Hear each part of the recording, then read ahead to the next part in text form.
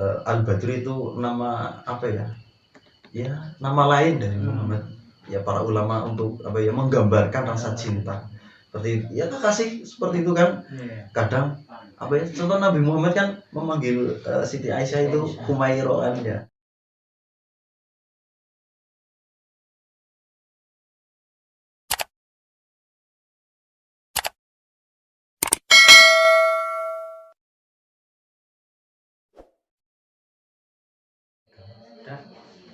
Assalamualaikum warahmatullahi wabarakatuh.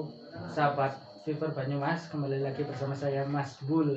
Seperti biasa, saya ditemani sama beliau, teman saya dan juga guru saya, termasuk Mas Mud Ibnu Sotik. Gimana kabar Mas Mud? Alhamdulillah sehat. Ya, semoga kesehatan selalu tertimpa kepada guru saya. Amin. Pantungannya mawon. Gus, ada pertanyaan di komentar Ya, dari Lili Alifah. Kenapa ya Gus, setiap kali saya dengar sholawat selalu tiba-tiba netesin air mata, nggak tahu kenapa hati tenang kalau pas dengernya. Pas denger itu sholawat. Pas dengar sholawat, menurut saya jenengan nopo niku Gus. Jadi kayak gini, ketenangan itu timbul ketika kita ada rasa cinta terhadap sesuatu. Sebagai contoh, kita kalau emang hobi apa, di situ ada ketenangan. Momennya dari segi olahraga saja lah. Hobinya kok badminton. Ketika ke tempat badminton pasti rasanya senang juga. Tergantung di situ. Hobinya tadi itu dengerin sholawat. Itu bisa jadi karena saking cintanya itu bisa membuat hati tenang. Karena apa? Dalam kitab Nasoihul Ibad itu ada keterangan yang bahasa Arabnya itu ada kata-kata sidqul mahabbati, salah satunya cinta sejati itu ciri-cirinya itu ada 3. Jadi yang pertama itu selalu menyebut namanya. Ketika kita cinta pada seseorang pasti kita akan menyebut namanya. Ya semua kita apa ya sudah punya kekasih dia siapa.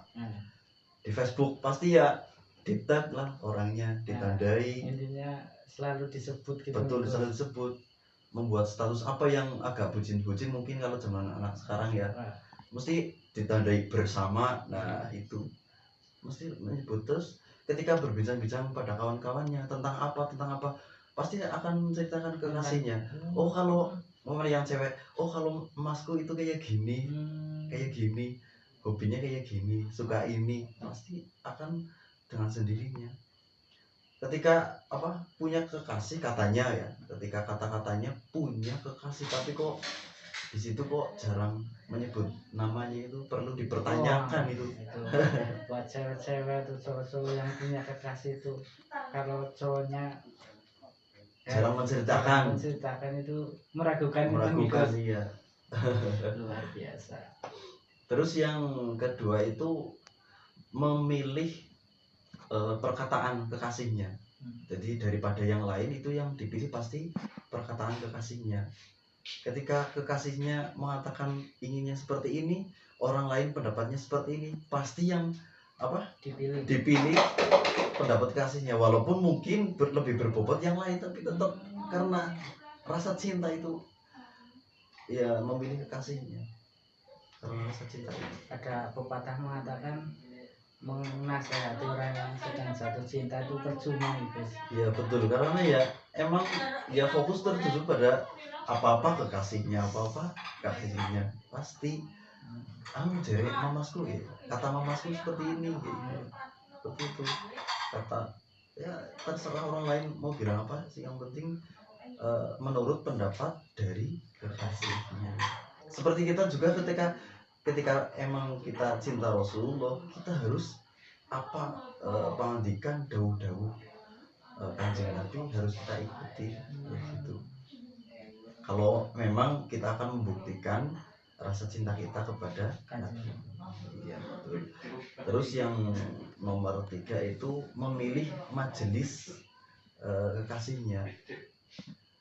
Duduk-duduk bersama. Ketika ada acara kok yang mengadakan momennya ulang tahun kekasihnya, atau kekasihnya itu punya orang tua ada acara apa, ketika dirinya itu ada acara pasti yang lain digagalkan, dipending atau gimana caranya supaya mendatangi kekasih. Seperti itu. Begitu juga ketika kita memang cinta Rasulullah, datangilah majelis-majelis sholawat. Itu kan sama saja. Majelis sholawat, insya Allah majelis sholawat dalam makhluk qiyam, insya Allah itu kan menurut cerita itu kan Kanjeng Nabi Sarawi, banyak cerita dari Habib Umar bin Hafid, Habib Lutfi bin Yahya, itu sudah menerangkan lah ketika makhluk qiyam makanya harus hormat makhluk qiyam, ketika ya jangan duduklah, tetap berdiri. Nah itu pertanyaannya mungkin kenapa sih setiap makhluk qiyam itu kita harus berdiri itu? Oh, makhluk qiyam itu penghormatan. Oh, sebenarnya itu bentuk iya, penghormatan kepada Nabi Muhammad. Kan sudah jelas di situ ada ya Nabi salam alaika. Terakhir juga tola'al badru alaina. Artinya apa? Tola'al badru alaina kan sudah muncul al badru. Artinya apa? Nabi Muhammad yang disamakan bagai rembulan yang purnama, cahayanya seperti itu. Jadi al badru itu nama apa ya? Ya, nama lain dari Muhammad. Ya, para ulama untuk apa ya, menggambarkan rasa cinta. Seperti ya kekasih seperti itu kan. Kadang apa ya, contoh Nabi Muhammad kan memanggil Siti Aisyah itu Humairo kan ya. Begitu.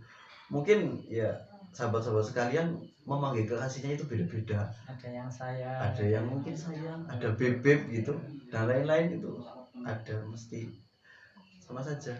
Kepada Nabi Muhammad ada nama ya ungkapan rasa cinta kita kayak gitu.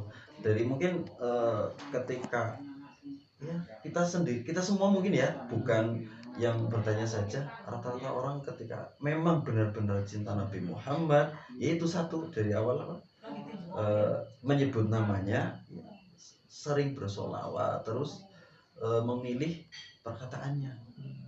Apa sih, memilih perkataannya berarti dawuh-dawuh beliau, hadis mengendikan Kanjeng Nabi apa memerintahkan ini, sunahnya ini, ya harus kita lakukan. Sunah-sunah wudhu, sunah-sunah sholat, setelah sholat harus gimana, doa-doa dan lain-lain, ya harus ikuti kita pada Kanjeng Nabi. Terus yang terakhir itu memilih majelis, karena Nabi Muhammad sudah wafat, berarti kan kita harus menghadiri majelis-majelis yang di situ menyebut nama Nabi Muhammad.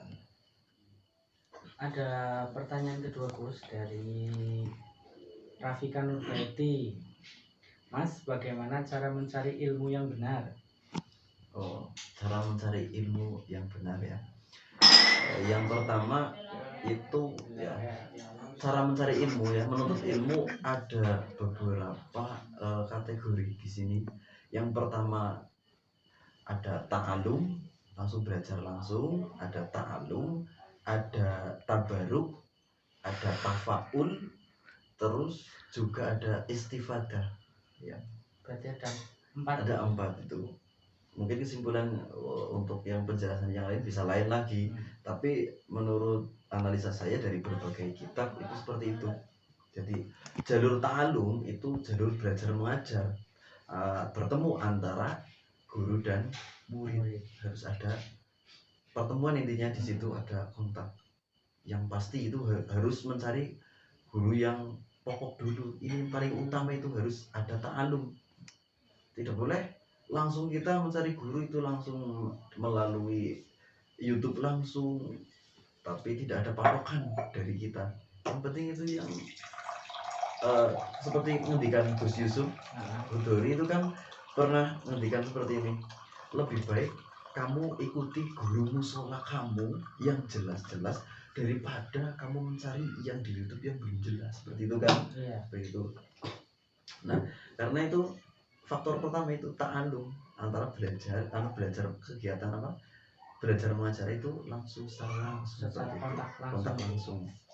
Terus yang kedua itu ada apa tadi ya, tabaruk ya. Tabaruk itu ngalap berkah bahasanya. Ketika kita sudah punya guru, kita perlu tabaruk atau kepada mencari mengalap berkah, bahasa Jawa nih ya, bahasa Indonesia ya, mengambil berkah sama berkah. iya, minta berkah doa, terus wejangan-wejangan untuk pedoman kehidupan kita yang selanjutnya menghadapi semisal masyarakat ketika sahabat sekali kalian ingin terjun ke ranah apa, mulai ranah dunia maya, iya carilah bertabaruk kepada guru yang ranahnya itu menguasai ilmu itu. betul. Terus ketika mau berdakwah semua mengurusi masalah organisasi, ya meminta wejangan doa dari ya yang berkecimpung di dunia organisasi kayak gitu. Tabaruk juga ya ngalap berkah juga, mencari intinya di situ doa dan wejangan seperti itu. Tapi ya jangan melupakan dari konteks awal itu ya, ta'alum tersebut harus ada tetap patokan. Karena ketika langsung ketika di YouTube semuanya pasti kan kita ada hati yang terombang-ambing tetap ada karena tidak berjumpa langsung. Ketika ada pertanyaan apa kita tidak langsung bertanya. Seumpamanya semisal di YouTube kayak gini lah, mungkin beberapa pertanyaan kadang tidak terjawab semua kan. Jadi kita mungkin belum dapat jawaban kayak gitu. Terus tafakul, kalau tafakul itu lebih mengarah agak mirip tabaruk, cuman di situ biar meniru contoh ketika kita ingin ilmunya seperti ini, amalan untuk mencari rezeki seperti ini, itu meniru ulama-ulama terdahulu. Sebagai contoh ya Habib Umar bin Hafid kan ada biasanya mengasih amalan ini. Kita itu ilmunya itu kategori tafakul. Iya ben ya sama-sama mengalap berkah, cuman itu dalam konteksnya itu meniru amalannya. Termasuk nama juga, semua nama ulama besar. Mbah Gus Dur Abdurrahman Wahid. Anak kita supaya ben ketularan ya dikasih nama seperti itu. Tergantung itu idola kita kepada siapa lah. Ini seperti itu tafaul. Meniru lah intinya, amalan dan lain-lain, kehidupan secara adabnya itu tafaul bisa meniru ulama-ulama kita ya. Tapi yang pasti saja, yang baik-baik saja itu. Terus yang keempat itu istifadah itu mengambil faedah dari seseorang. Makanya ada kalimat undur maqola wala tandur mangkola. Lihatlah apa yang diucapkan, jangan lihat siapa yang mengucapkan. Itu kategori masuk istifadah, mengalap faedah. Kita bisa mengambil faedah dari siapa saja, entah itu tukang rongsok, itu tukang becak, penggembala kambing dan lain-lain. Ketika ilmu itu bisa kita kita serap, kita angan-angan, kita ya intinya amalkan dalam kehidupan sehari-hari, itu bisa, itu ikutnya istifadah. Mana ya dari siapapun lah, itu masuknya istifadah, ngalap faedah, bahasa kitabnya seperti itu, mengambil faedah dari siapa saja bisa. Nah itu kan ada batasannya, tidak boleh ketika kita tidak boleh melupakan yang pertama tadi, ta'alum. Itu yang jadi yang ta'alum itu harus yang jelas dan bersanad intinya. Terus yang lain-lain itu ya bisa kan, ini cuma yang diambil kan sedikit pasti tidak mungkin semuanya itu langsung ya kita pusing. Mana faknya ta'alum kita, faknya mana hadis, guru kita cenderung ke hadisnya atau Qur'annya. Kita yang ini jangan, masalahnya yang tiga ini bisa jadi ini ahli ini beda pandangan juga. Nanti kita kan ya terombang-ambing lah. Berarti fokus. Iya, fokusnya yang pertama. Ya, yang lain-lain itu penunjang, pendukung lah. kita bisa maju dari ilmu yang pertama tadi, cara belajar yang tadi itu bisa ditunjang dari yang lain. Ketika cuma satu guru mungkin cuma di fun itu saja, fokus di situ saja. Tapi ketika berpengalaman, malah berkah, tafaul, terus mengambil faedah dari orang lain, kata-kata mutiara dan lain-lain, itu bisa menjadikan motivasi untuk tambah maju, tambah berkembang dari diri kita. Itu ilmunya tambah banyak. Itu mungkin itu dulu aja kali matur nuwun buat ilmunya udah berbagi buat teman-teman yang punya pertanyaan dan insya Allah mau ditanyakan sama Gus Masud, tinggal komen di bawah, insya Allah Gus Masud akan menjawab sebisanya gitu, sebisanya. Kembali lagi ya itu wallahu a'lam bishawab. Sebenarnya milik Allah.